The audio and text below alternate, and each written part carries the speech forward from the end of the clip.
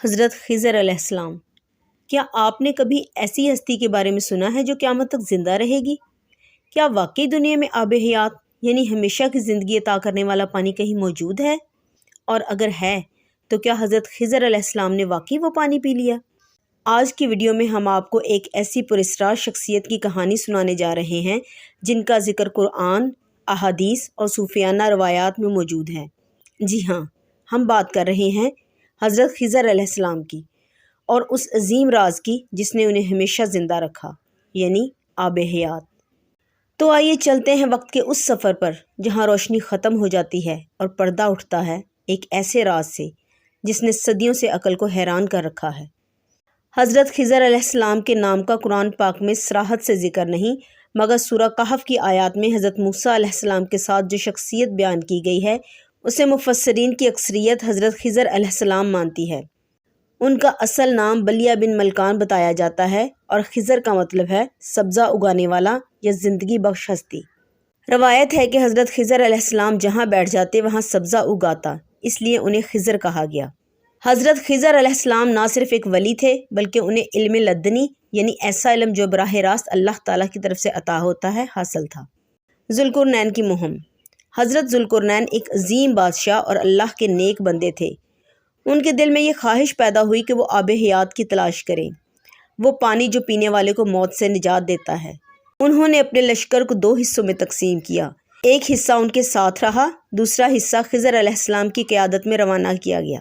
ان کا ہدف تھا وادی ظلمات، ایک ایسی سرزمین جہاں سورج کی روشنی نہیں پہنچتی، ہر طرف اندھیرا اور خاموشی کا راج ہوتا ہے۔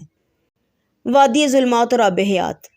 حضرت خضر علیہ السلام اور ان کا قافلہ کئی دن رات سفر کرتے رہے۔ آخر کار وہ ایک ایسی جگہ پہنچے جہاں زمین میں نمی تھی اور ایک چشمہ بہہ رہا تھا۔ روایت کے مطابق حضرت خضر علیہ السلام وہاں پانی سے وضو یا غسل کر رہے تھے یا مچھلی دھو رہے تھے۔ جیسے ہی پانی سے مس ہوئی، مچھلی زندہ ہو کر پانی میں واپس چلی گئی۔ حضرت خضر علیہ السلام سمجھ گئے کہ یہ عام پانی نہیں، یہ تھا آب حیات۔ انہوں نے اس پانی کو استعمال کیا اور اللہ کے حکم سے انہیں ہمیشہ کی زندگی عطا ہو گئی۔ جب حضرت ذوالقرنین دوسرے قافلے کے ساتھ وہاں پہنچے تو چشمہ غائب ہو چکا تھا۔ حضرت خضر علیہ السلام کی ابدی زندگی۔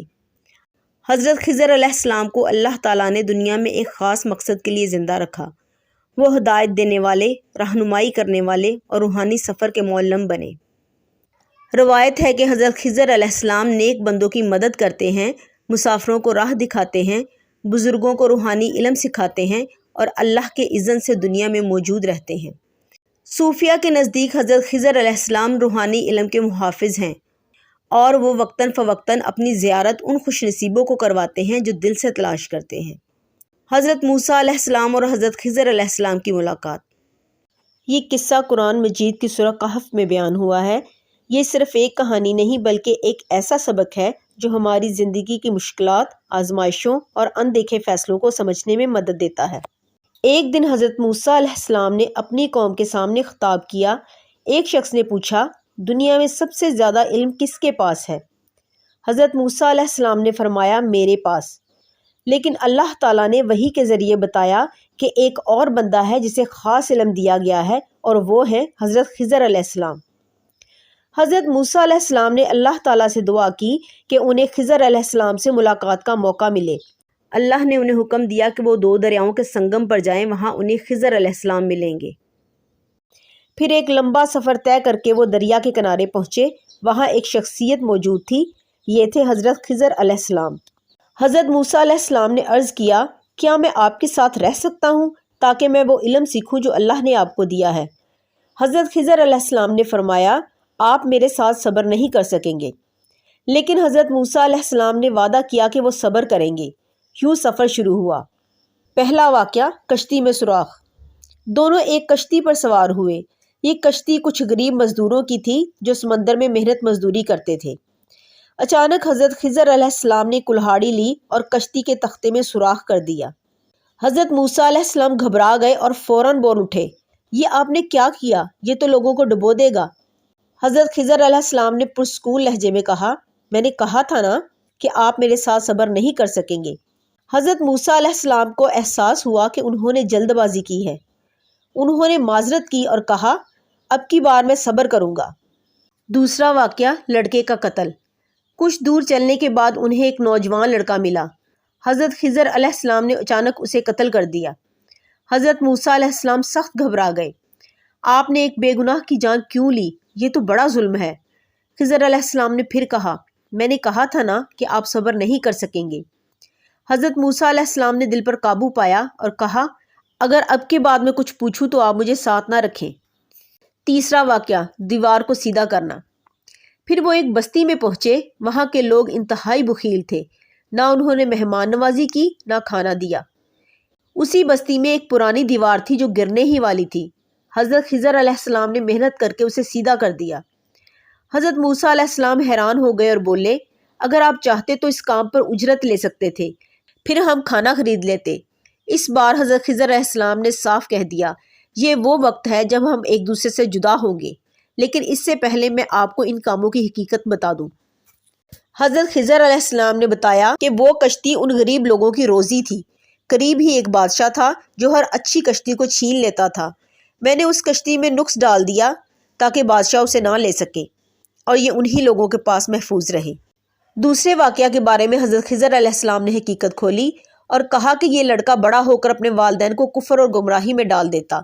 وہ نیک والدین تھے، اللہ نے چاہا کہ انہیں اس آزمائش سے بچا لے اور ان کو اس کے بدلے زیادہ نیک اور رحمت والی اولاد عطا کرے۔ تیسرے واقعہ کے بارے میں انہوں نے فرمایا کہ اس دیوار کے نیچے 2 یتیم بچوں کا خزانہ دفن تھا۔ اللہ چاہتا تھا کہ جب یہ بڑے ہوں تو خزانہ ان کے کام آئے، اگر دیوار گر جاتی تو خزانہ دوسروں کے ہاتھ لگ جاتا۔ حضرت خضر علیہ السلام نے کہا کہ یہ سب میں نے اپنی مرضی سے نہیں کیا، یہ سب اللہ کے حکم سے ہوا۔ تو اس واقعے سے ہمیں یہ بڑا سبق ملتا ہے کہ اللہ کی حکمتیں ہماری آنکھوں سے پوشیدہ ہیں۔ جو چیز ہمیں نقصان لگتی ہے وہ دراصل ہمارے لیے رحمت ہو سکتی ہے، اور صبر ہی کامیابی کی کنجی ہے۔ تو ہمیشہ یاد رکھیں کہ اللہ پر بھروسہ رکھیں، کیونکہ وہی بہتر جانتا ہے کہ ہمارے لیے کیا اچھا ہے اور کیا نہیں۔ یہ واقعہ اس بات کا ثبوت ہے کہ حضرت خضر علیہ السلام اللہ کی طرف سے خاص علم رکھتے تھے اور اسی علم نے انہیں خاص مقام عطا کیا۔ آب حیات کا مفہوم اور حقیقت۔ آب حیات صرف جسمانی زندگی کی علامت نہیں بلکہ روحانی زندگی، نور اور ہدایت کا استعارہ بھی ہے۔ صوفیہ کہتے ہیں، آب حیات ہر اس دل کو ملتا ہے جو خالص ہو، جو خدا کی تلاش کرے۔ حضرت خضر علیہ السلام کا زندہ ہونا صرف جسمانی نہیں بلکہ یہ پیغام بھی ہے کہ ہدایت ہمیشہ موجود رہے گی۔ اللہ کے ولی ہر دور میں رہنمائی کرتے رہیں گے، اور جو شخص دل سے تلاش کرے وہ ضرور آب حیات پا لیتا ہے، یعنی روحانی زندگی کا راز۔ تو ناظرین، حضرت خضر علیہ السلام اور آب حیات کی یہ کہانی صرف ایک قصہ نہیں، یہ ایک سبق ہے۔ علم، صبر اور ہدایت کے رستے پر چلنے والا کبھی نہیں مرتا، وہ ہمیشہ زندہ رہتا ہے، چاہے جسمانی صورت میں ہو یا لوگوں کے دلوں میں۔ اگر آپ کو یہ ویڈیو پسند آئی ہو تو لائک، شیئر اور سبسکرائب ضرور کیجیے، اور کمنٹس میں ضرور بتائیے کہ کیا آپ حضرت خضر علیہ السلام سے متعلق مزید ایسی پرانی روایات سننا چاہتے ہیں۔ تو ملتے ہیں ایک اور روحانی، تاریخی اور پراسرار کہانی کے ساتھ۔ تب تک کے لیے اللہ نگہبان۔ ایسی مزید ویڈیوز دیکھنے کے لیے ہمارے چینل کو سبسکرائب کریں تاکہ ہماری نئی ویڈیوز کی نوٹیفیکیشن آپ کو بر وقت ملتے رہیں۔ ملتے ہیں پھر کسی نئی ویڈیو کے ساتھ، تب تک کے لیے اللہ نگہبان۔